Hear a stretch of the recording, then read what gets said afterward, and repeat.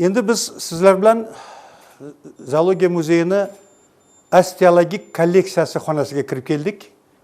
Bu yerda hayvonlarning skeletlari saqlanadi. Mana juda ham katta, eng ko'zga ko'rinarli ana shunday eksponatlarimizdan bittasi bu Hindiston filining skeleti turibdi. Bu Hindiston filining skeletining tarixi juda qiziq.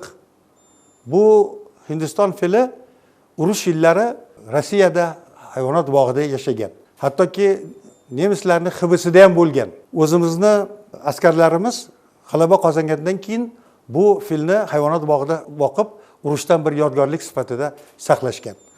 Bu filning tarixi shundan iboratki, yana bu fil uchun maxsus hukumat tomonidan oziq-ovqat yetkazilgan. Bu bir kunda 300 kilogramgacha oziqa yeyishga to'g'ri keladi. Bu bitta fermani ovqati desak mubolag'a bo'lmaydi. Shuning uchun bu filni skeletini bu yerga kelib qolishini ham tarixi juda qiziq. 1975-yilda Moskva hayvonot bog'ining qo'shma hayvonot bog'i Samarqandda bo'lgan. Bu Samarqandda Hindiston filini o'zimiz samarqandliklar tomosha qilgan. Qashqadaryoga borgandan keyin bu Hindiston fili o'sha yerda qarib qolganligi tufayli o'lib qolgan va bu filni shaharning bir chetidagi katta axlatxonaga tashlashgan. O'sha yerdagi hayvonot bog'ining xodimlari bizga Samarqandga telefon qilib, agar sizga Hindiston filini skeleti yoki o'zi kerak bo'lsa, mana olib ketinglar. Biz buni chiqarib tashladik. Hindiston filimiz o'lib qoldi deb xabar qilishgan. O'sha vaqtlarda kafedra mudirimiz, ustozimiz professor Sagitov Abdulla Kamich rahbarligida muzey xodimlari Qashqadaryoga borishgan. Qashqadaryoning bir chetida katta bir axlatxonada katta bir tog'dek yashab yotgan Hindiston filini ko'rishib, uni bir hafta 10 kun ichida go'shtdan suyagini ajratib olib, uni qaynatib, maxsus katta aytaylik 200 litrlik bochkalarda suv solib qaynatib, go'shtdan suyagini ajratib olib, mana shunday holatga keltirilgan. Endi bu suyaklarni olib kelingandan keyin muammo paydo bo'lgan. Qanday qilib endi buni skeletini terish mumkin? Endi buni skeletini terish uchun xuddi shunday skelet bor muzeyga murojaat qilishga to'g'ri kelgan. Bu Moskva davlat universitetida shunday skelet bo'lgan. Borib turib muzey xodimlari Moskvaga borib o'sha muzeyni suyaklarini o'rganib kelishgan.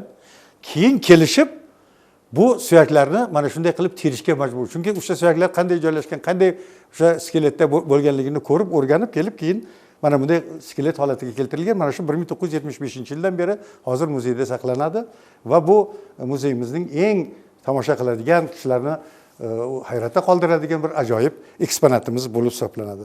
Bu Hindiston fili umuman Afrikada yashaydigan fil bor. Afrika fili va Hindiston fillari bor. Bu Hindiston fili mana shunday tarixga ega. Endi mana bu bosh skeletiga kelsak. Bu bosh skeleti juda tarixiy ahamiyatga ega. Bu bosh skeleti Amir Temur bobomizdan bizga qoldirgan yodgorlik desam hech mubolag'a bo'lmaydi. Nega deganingizda Amir Temur Hindistonga yurish qilganlarida 150 ta filga Hindistonlik hunarmandlar, ularning asbob anjomlari hammasini Samarqandga olib kelib, Samarqandda Hindiston fillarini o'zini transport vositasi sifatida masjid, madrasa, maqbaralarni qurilishda ishlatganlar.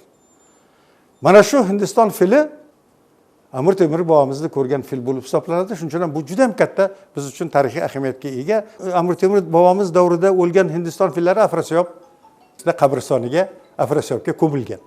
Afrasiyobda qazilmalar olib borgan arxeologlarimiz buni topishgan va o'sha Amir Temur davridagi yer qatlamlarida to'g'ri kelgan va bu mana bu bosh skeleti Hindiston filining bosh skeleti. Oldin geografiya fakultetini paleontologiya muzeyida saqlangan edi, keyinchalik bular bizga buni qaytarishgan. Shuning uchun ham bu fil Hindiston fili o'sha Amir Temur bobomizni ko'rganligi uchun ham katta tarixiy ahamiyatga ega bo'lgan fil bo'lib hisoblanadi. Mana agar bunga e'tibor berib qarasalaringiz, bu filni oldingi tishlari yo'q. Yuqoridagi filimizda ham xuddi shunday. Bu tishlar yo'q. Chunki bu tishlar, oldingi tishlar juda qimmatbaho hisoblanadi. Undan turli-tuman yodgorliklar, taqinchoqlar, xususan mana bilyard sharini yasash ham mana shu Hindiston filining ana shu tishlaridan yasalgan bo'ladi.